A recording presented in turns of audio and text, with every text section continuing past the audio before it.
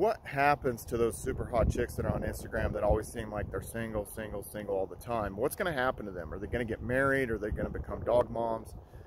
Are they, you know, ever really going to find anybody? And the likelihood is they're not really going to find anybody.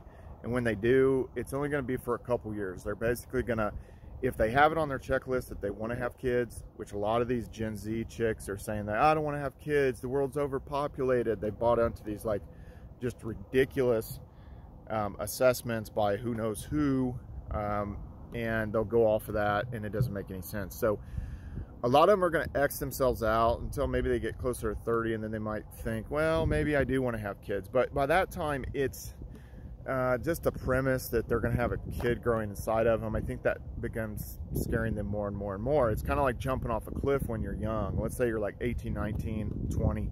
It's going to be scary to jump off the cliff, but you're like, well, everybody's watching. I have to do it. I have to let my balls drop here. I got to jump. Got to do it. But then, let's say nobody's around. You don't really have anybody to impress. And you know, whether it be you're in your 30s, your 40s, whenever, 50, you might decide it's not worth it.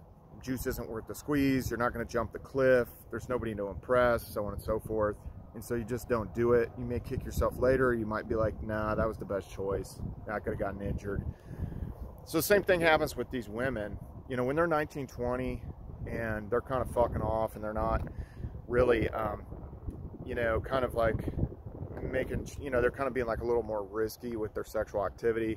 They might have a pregnancy scare. Maybe they end up getting pregnant. And then in the past, that's how a lot of this stuff happened. It even happens in the Amish community where, you know, they're in Rumspringa and then somebody gets pregnant, and then it's like, okay, let's accept into the, you know, Amish church and let's go ahead and get married, and boom, boom, boom, he's growing his beard out.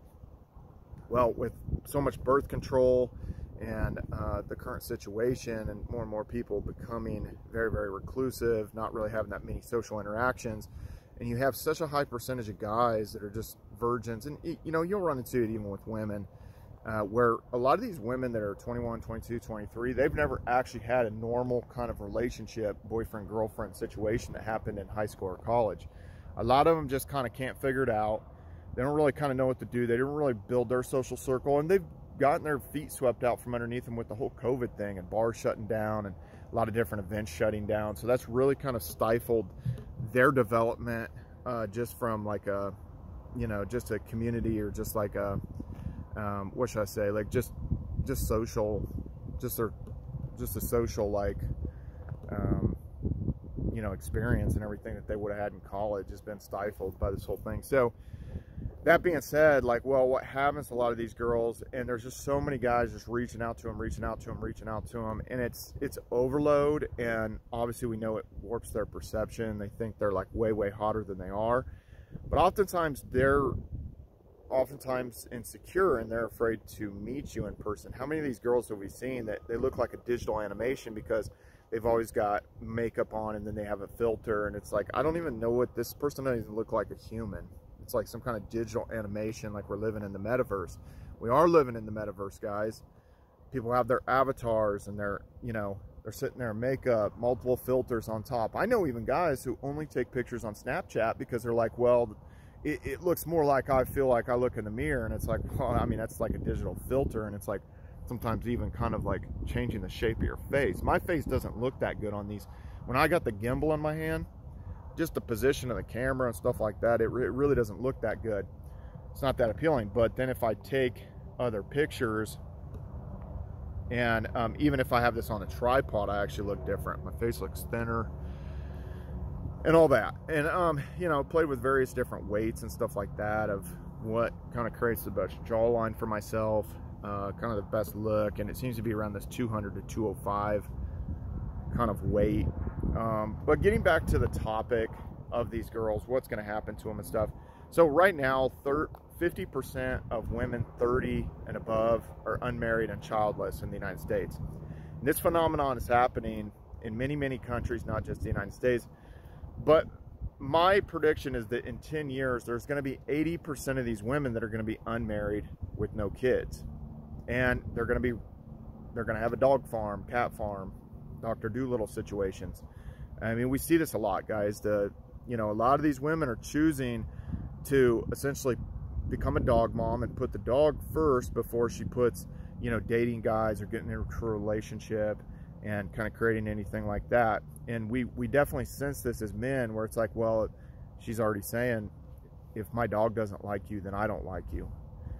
We see this all the time. If you're on the apps, or you just kind of run into it person to person, if you're out there cold approaching, or you connect to someone on Instagram and you see like all these pictures of their pets and in this, and you know, I like dogs and cats and all that. I think it's great and stuff like that. But I think that a lot of these women don't really realize how much they've messed up their dating life by always saying, well, I have to get home, I have to let my dog out, or I have to go do this, or I can't go on this trip because my dog can't go, and I don't know. And it's just this one extra thing. And if you ever notice, these women have like all kinds of excuses. Oh, I have to pack for this trip coming up. And you're like, it's in 6 days. You have to pack right now. It's just excuse after excuse after excuse after excuse. Now, could they be like, you know, spinning plates and juggling multiple dudes? Yes, but in my experience, a lot of times it's more, they really want to plan. They can't, a lot of times, just kind of ad hoc, just kind of go out there and go on a trip without like every single thing being buttoned up. Sometimes guys are like that too. Some guys can go with the flow, but I see this more traditionally with girls, that they really have to have like everything buttoned up, and you know, oftentimes they overpack. You know, they're not even going to wear 3/4 of the stuff they take on the trip. It's commonly what we see, but a lot of them are going to end up single, guys. And honestly, like it's sort of upsetting. I see these girls, and you're just thinking, okay, here's on paper what you see like on Instagram. You're like, okay, this, you know, she's hot, she's athletic, or you know, she's this or she's that. It seems like she's got stuff together, but you know, oftentimes they're juggling a bunch of sugar daddies, whether it's spoken or unspoken. And then a lot of them are going to kind of play that out too long. They're going to play it out too long. They're not going to cash in their chips. They're going to end up single, because they're going to end up being kind of like too damaged, or too, they're going to expect too much. And then they're going to get to a point where it's going to be kind of curtains for them. Like, for instance, so I have this friend that she's 30. She just turned 30. And she actually even told me, she said, yeah, life didn't turn out the way I thought it was going to. And I was like, what do you mean? She said, I just thought like a rich dude was just going to scoop me up, and you know, I wasn't going to have to work. And I was like, really? And which is so ridiculous for her to say that, because the thing is like, I would say in the face, she's like this borderline 7. And then you could say like her body's an 8, like she has a pretty good body. And then it kind of puts her in this, like, let's just say 7.5 threshold out of 10. And she doesn't want to have kids. So it's like, why would a man scoop her up and marry her when she doesn't want to have kids? If a guy's going to spend that much money and stuff, it's probably because he wants to have kids. And she's like upper tier hot, 8, 9, 10s, 8s, 9s, and 10s, which I don't give girls 10s. That's, you know, sometimes I'll say, well, that's the closest thing you can get to a 10. Or like, she really looks like she's pretty close to pretty much what a 10 would be, but I don't just go throwing around 10s or something like that. And 9s, very, very, very, very rare. Usually if a girl is like really respectful, upper tier, hot, universally hot, I usually fall them in this 8 category.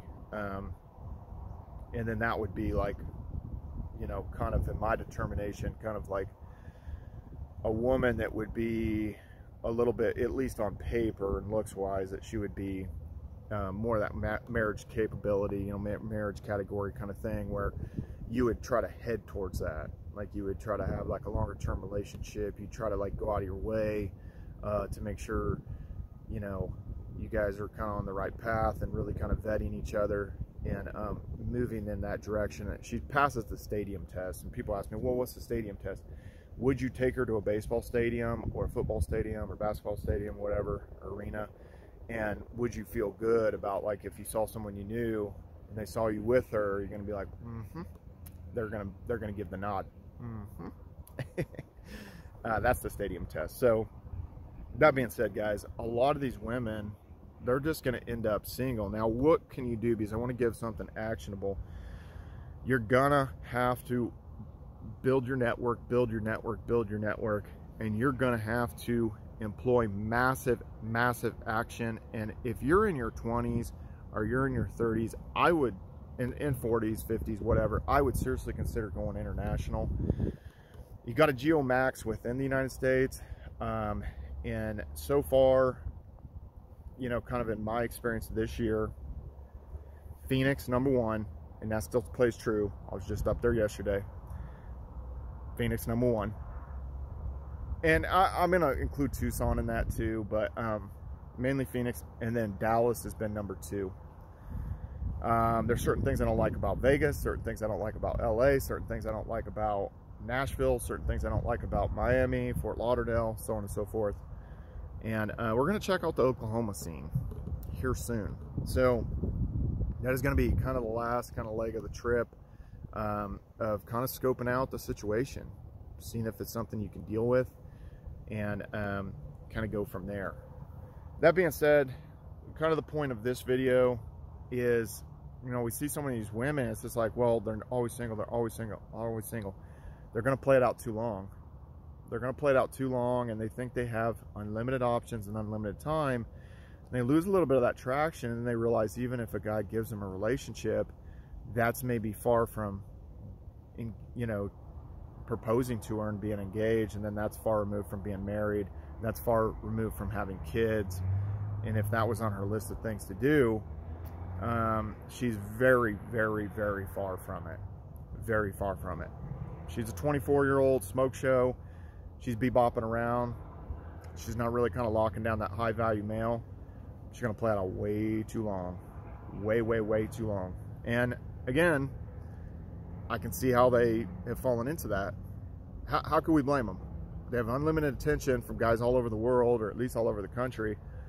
And I don't know, you know, it's the environment we're living in. So to basically work through all these girls and kind of vet these women and stuff like that, it's going to take a lot of resources, whether it's time, whether it's your text game, or you're constantly hitting them up, or you're doing this or that, or you're posting stories on Instagram to flex out, make them know that you're the dude. It's a lot of work, a lot of work. Anyway, guys, like this video. Please subscribe to this YouTube channel. More coming soon. See you guys.